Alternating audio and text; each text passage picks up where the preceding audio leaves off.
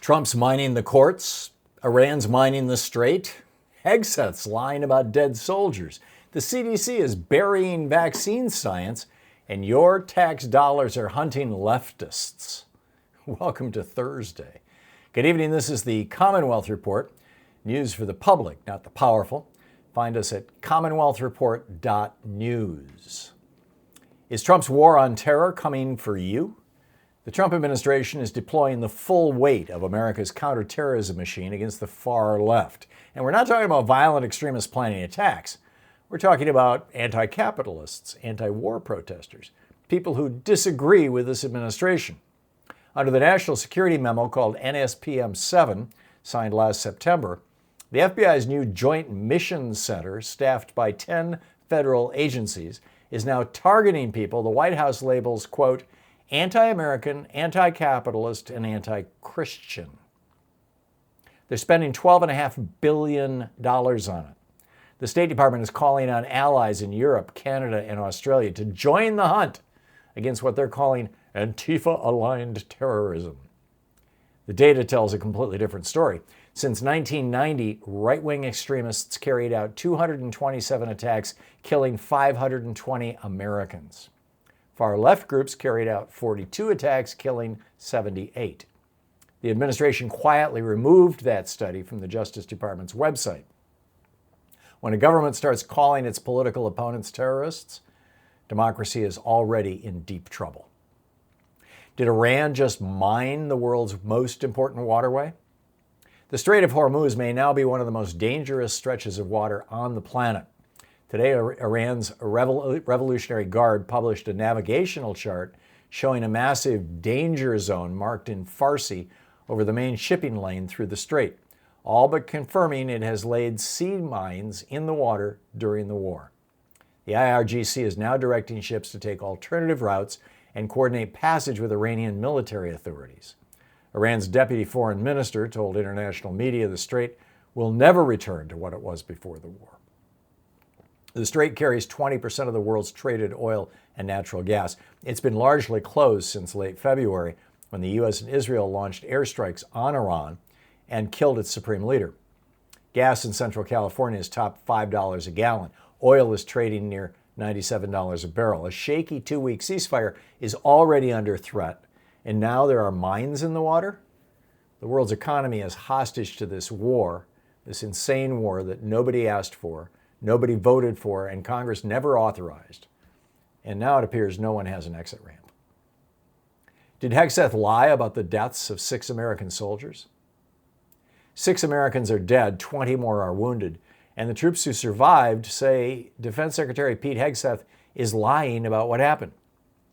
Hegseth told the country an Iranian drone squirted through U.S. defenses at a base in Kuwait on March 1st.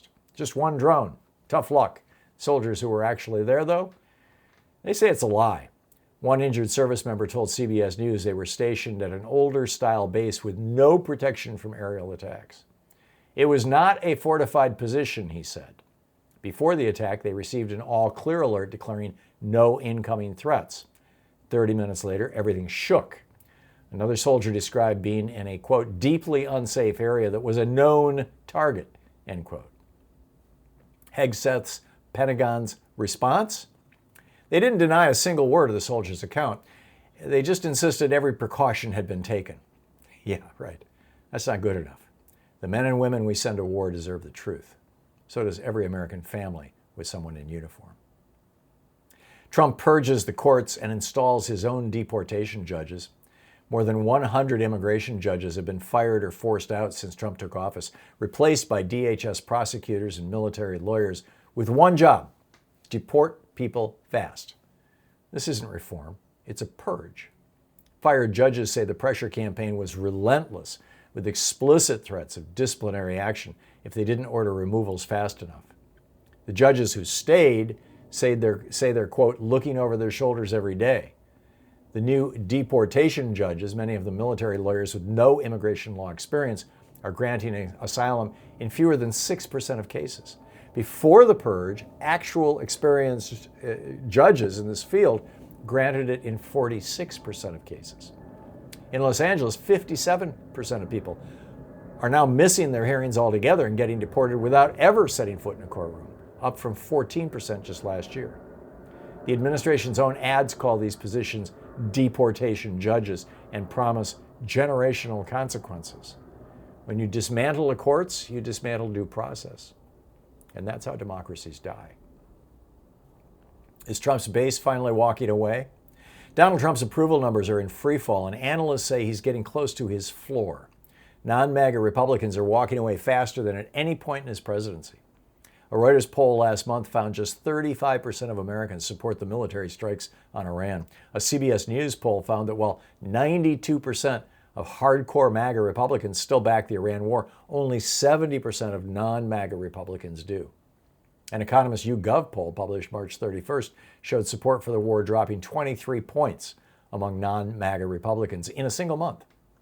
Analyst David Corn at Mother Jones says Trump is, quote, cornered like a wounded bear, end quote, and warns the chaos isn't wearing well. He's not delivering on his promises. The Iran war has no exit ramp in sight, and Corn warns that a cornered Trump might lash out with authoritarian measures heading into the 2026 midterms, looking for any tool he can find to hold on to power. The question is whether anyone will stop him before he does. Did the CDC just bury proof that vaccines work? The acting director of the CDC has blocked publication of a government report showing that last winter's COVID vaccine cut emergency room visits and hospitalizations for healthy adults by roughly 50%. The report already cleared the CDC's full scientific review process. It was scheduled for publication. Then acting director Jay Bhattacharya pulled it, citing concerns about the methodology. The problem? Well, the exact same methodology was used in the CDC flu vaccine report published 3 weeks earlier without a word of objection. That methodology has been the standard for measuring vaccine effectiveness for more than 20 years. Scientists familiar with the decision say the real reason is simpler. The findings conflict with the personal views of Health Secretary Bob Kennedy, who once called COVID vaccines the deadliest vaccine ever made.